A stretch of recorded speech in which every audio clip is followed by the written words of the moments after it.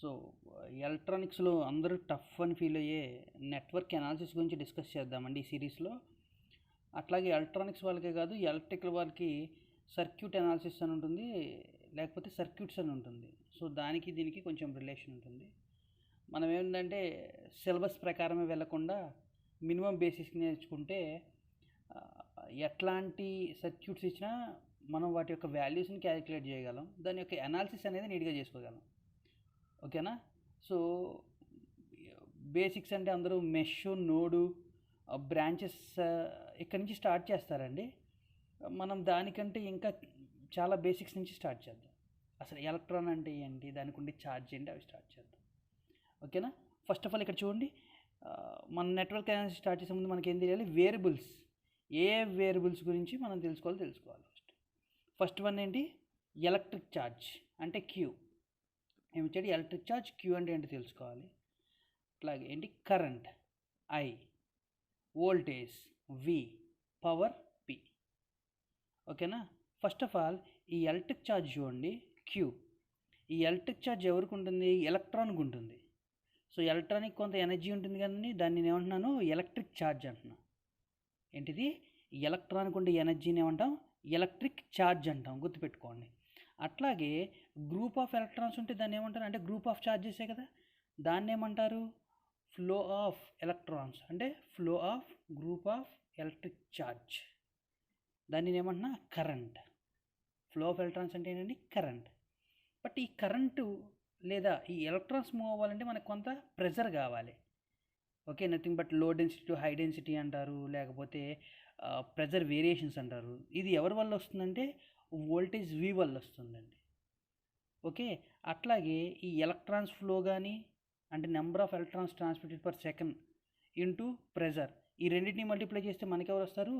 Power వస్తుంది. So పవర్ని మనం ఎలా క్యాలిక్యులేట్ చేయొచ్చు? P equal to V into I అని చెప్పి క్యాలిక్యులేట్ చేసుకోవచ్చు. అంటే ఈ రెండింటిని మల్టిప్లై చేస్తే మనకి పవర్ వస్తుంది.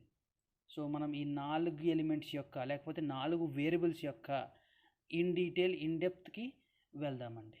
So first electric charge. First దీని యొక్క ఎస్ఐ యూనిట్స్ ఏంటి? క్యూకి కూలుమ్స్. సో ఎలక్ట్రిక్ ఛార్జ్ని ఎలా క్యాలిక్యులేట్ చేస్తారు? కూలుమ్స్తో క్యాలిక్యులేట్ చేస్తారు. చూడండి, it is nothing but energy of an electron or charge of an electron. So ఒక ఎలక్ట్రాన్కు ఉండే ఛార్జ్ని కానీ లేదా ఎనర్జీని కానీ ఏమంటారు? ఎలక్ట్రిక్ ఛార్జ్ అంటారు. సో ఎలక్ట్రాన్కు ఉండే ఛార్జ్ ఆర్ ఎనర్జీని ఏమంటాము? ఎలక్ట్రిక్ ఛార్జ్ అంటాం. దీన్ని దేంతో రిప్రజెంట్ చేస్తారు? క్యూతో రిప్రజెంట్ చేస్తారు. దీనికి ఒక ఎస్ఐ యూనిట్స్ ఏంటి? కూలుమ్స్. సో ఒక సింగిల్ ఎలక్ట్రాన్ యొక్క ఎలక్ట్రిక్ ఛార్జ్ చూద్దామండి. ఇది charge of an electron. So ఈ పవర్ మైనస్ ఉంటుంది. ఇది ఎలక్ట్రాన్ యొక్క సింబలైజేషన్. సో ఎంతండి? -1.6 ఇంటూ 10⁻⁹ కూలమ్స్. సో ఇది గుర్తుపెట్టుకోండి, మీకు మ్యాక్సిమం ప్రతి సర్క్యూట్స్లోనూ ప్రతి చోట ఎలక్ట్రాన్స్ని క్యాలిక్యులేట్ చేసినప్పుడు ఇది వస్తుంది. ఏంటి?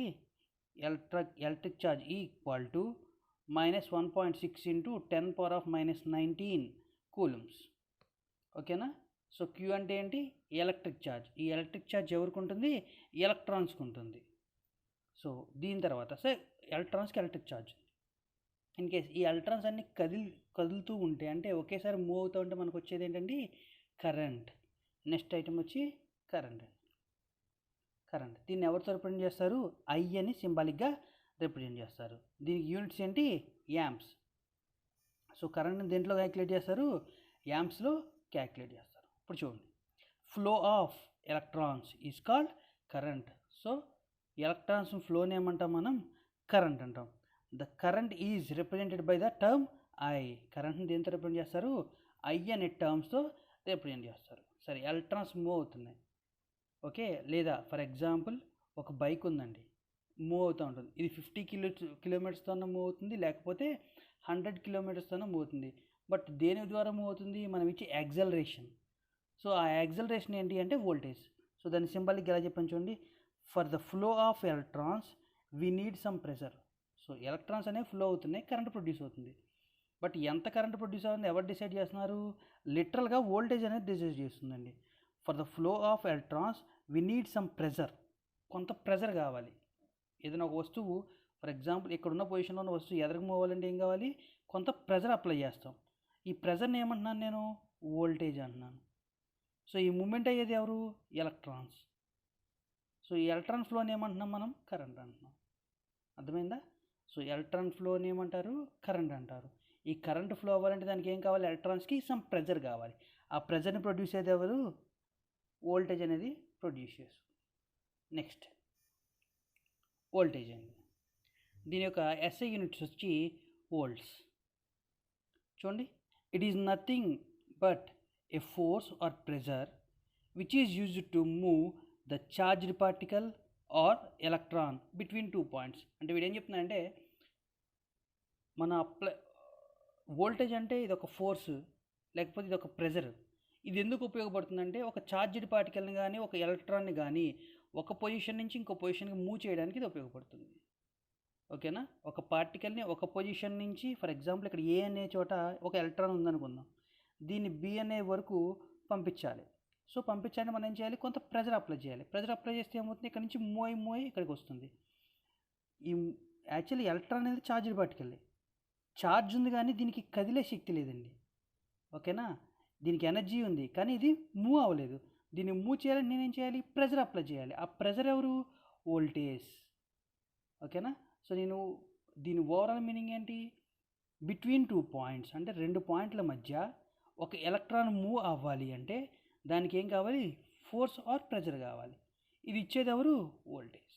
ఇంతే అండి. దీన్ని వోల్ట్స్తో యూనిట్స్ కింద చెప్తారు.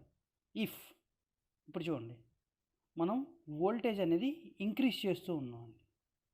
ఇంక్రీజ్ చేసినప్పుడు ఏమవుతుంది, ఎలక్ట్రాన్స్ అనేవి స్లోగా మూవ్ అయ్యేవి చాలా ఫాస్ట్ మీద మూవ్ అవ్వడం స్టార్ట్ అవుతాయి. సో ఫాస్ట్ మీద మూవ్ అవుతున్నాయంటే ఆటోమేటిక్గా కరెంట్ కూడా ఎక్కువ ప్రొడ్యూస్ అవుతుంది కదా, అంటే కన్సంప్షన్ కూడా పెరిగిపోతున్నట్టు. అట్లా కాకుండా వోల్టేజ్ కొంచెం తక్కువ ఉందనుకుందాం, అంటే ఎలక్ట్రాన్స్ చాలా స్లోగా ఫ్లో అవుతాయి.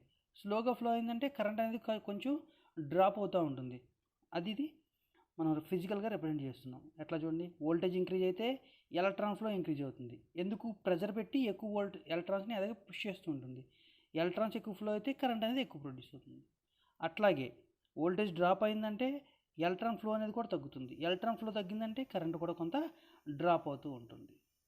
So the pressure or force used to move electron, దీని ఎలక్ట్రాన్ అంటండి సింబల్ని, electron from one point to another point is called electromotive force. మనం యూజ్ చేసే ప్రెజర్ ఏదైతే ఉందో ఆర్ ఫోర్స్ ఏదైతే ఉందో దీన్ని ఏమంటున్నారు, ఎలక్ట్రోమోటివ్ ఫోర్స్. సో ఒక ఎలక్ట్రాన్ని లేకపోతే ఒక చార్జ్డ్ పార్టికల్ని ఒక ప్లేస్ నుంచి ఇంకో ప్లేస్కి, అంటే ఒక పాయింట్ నుంచి ఇంకో పాయింట్కి మూవ్ చేయగలిగే శక్తి ఏదైతే ఉందో దాన్ని ఏమంటున్నారు, ఎలక్ట్రోమోటివ్ ఫోర్స్ అంటున్నారు. ఓకేనా? ఒకసారి చూడండి, ఇది వోల్టేజ్ని యూనిట్స్ వచ్చి వోల్ట్స్ అండి. Voltage is nothing but a pressure or a force which is used to move a charged particle from one place to another place. ఒక ఛార్జ్ ఉన్న పార్టికల్ని ఒక ప్లేస్ నుంచి ఇంకో ప్లేస్కి మూవ్ చేయడానికి మనం ఏం చేస్తాం, కొంత ప్రెజర్ అప్లై చేస్తాం. దీన్ని నేను వోల్టేజ్ అంటున్నా. మనం ఎప్పుడైతే వోల్టేజ్ ఇంక్రీజ్ చేసామో ఒక కండక్టింగ్ వైర్లో, ఇది ఏమవుతుంది, ఎలక్ట్రాన్స్ అనేవి ఎక్కువ ఫ్లో అవుతాయి. ఎందుకంటే ఎక్కువ ప్రెజర్ పెడుతున్నాం కాబట్టి ఆటోమేటిక్గా ఎక్కువ ఫోర్స్తో మూవ్ అవుతాయి. మూవ్ అవడం వల్ల ఏమవుతుంది, కరెంట్ కూడా ఇంక్రీజ్ అవుతుంది. అట్లా కాకుండా వోల్టేజ్ డిక్రీజ్ చేసా, ఎలక్ట్రాన్ ఫ్లో కూడా ఆటోమేటిక్గా ఏమవుతుంది, డిక్రీజ్ అవుతుంది. అంటే కరెంట్ కూడా డిక్రీజ్ అవుతుంది. ఈ ఎలక్ట్రాన్ ఎంత ఫోర్స్తో మూవ్ అవుతుందో ఒక పాయింట్ నుంచి ఇంకో పాయింట్కి, దానికి కావాల్సిన ఫోర్స్ని ఏమంటారు, ఎలక్ట్రోమోటివ్ ఫోర్స్ అని పిలుస్తారు. దీనికి మనం రెగ్యులర్గా చూసే ఎగ్జాంపుల్